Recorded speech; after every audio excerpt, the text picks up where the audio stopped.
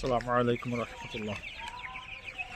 আমি বলেছিলাম যে রোদ উঠলে আপনাদেরকে দেখাবো আমি মুরগিগুলো কোথায় কিভাবে পালি এবং তারা কতটুকু চঞ্চল থাকে। এই যে রোদে দেখেন, এদিকে রোদ, এতক্ষণ তারা রোদে ছিল, এখন প্রচণ্ড কড়া রোদ পড়তেছে, এই জন্য ভিতরে চলে আসতেছে। আমি আপনাকে দেখাচ্ছি, একটা পাত্র ভিতরে নিয়ে যাই, তো দেখতে পাবেন। এই যে সবাই এখানে চলে আসছে, ওই যে দেখেন গোল হয়ে খাদ্য খাচ্ছে।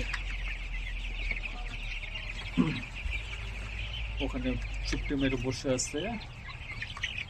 হ্যাঁ, এখন আবার ঠান্ডার প্রয়োজন, যেহেতু বেশি গরম হয়ে গেছে, তারা ঘরের ভিতর চলে আসছে। দেখেন কি করে, খুব আনন্দিত। এই একবার ঘরে আসে, এই যে দেখেন আবার বের হয়ে যাচ্ছে, এই বের হয়ে যাচ্ছে। হ্যাঁ, সবাই বের হচ্ছে, দেখেন এই ভাবটাই তাদের থাকে যে তারা একবার মন মতো বের হয়ে যাবে, আবার ঘরে ফিরে আসবে। হ্যাঁ, এরকম যদি পরিবেশ তৈরি করে দেওয়া যায় তাহলে মুরগির জন্য খুবই ভালো হয়। তারা বুঝে কোন জায়গাটা তাদের জন্য কখন ভালো হবে। হ্যাঁ, তারা তাদের চয়েস মতো জায়গায় চলে যেতে পারে। অতএব যারা মুরগি পালতে ইচ্ছুক তারা এরকম বিষয়গুলো মাথায় রাখবে। হ্যাঁ, এতে করে মুরগি সুস্থ থাকে, ভালোভাবে বেড়ে ওঠে। মুরগিগুলো দেখে আপনাদের হয়তো ছোট বাচ্চা মনে হয়, কিন্তু আলহামদুলিল্লাহ কিছুক্ষণ পূর্বে আমি একটা বাচ্চা মাপে দেখলাম 308 গ্রাম আছে। ঠিক আছে, তো 16 দিন বয়সে মুরগি কি হতে পারে সেটা বুঝতেই পারেন। তার মধ্যে আলহামদুলিল্লাহ এই ছোট বাচ্চাগুলো 308 গ্রাম, হয়তো আর একটু বেশিও থাকতে পারে, আর একটু কমও থাকতে পারে, স্বাভাবিক এটা।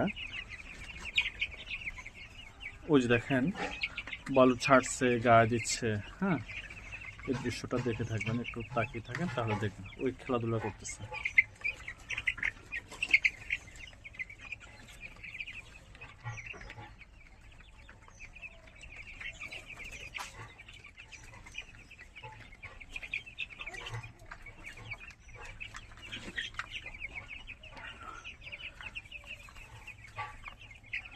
আর এটা আমার অ্যাকচুয়ালি শখের বিষয়, আমি পালতেছি। আমি একজন প্রবাসী, দেশে আসছি কিছুদিন ছুটির জন্য, ছুটি কাটাবো বলে। তো ভাবলাম দেখি, মানুষ তো অনেক কিছুই করে, আমি একটু টাইম পাস করার জন্য একটা অভিজ্ঞতাও হলো, আর সময়টা সুন্দরভাবে কেটে গেল। এই চিন্তাধারা থেকে আমি 500 টাইগার মুরগি উঠালাম,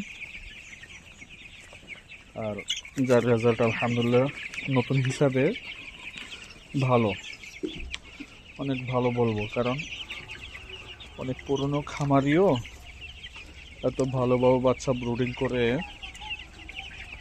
এত ভালো রেজাল্ট পায় না।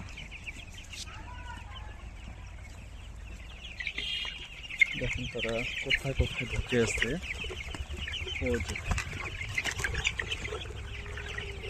দেখতে পান কোন জায়গায় ঢুকে আছে।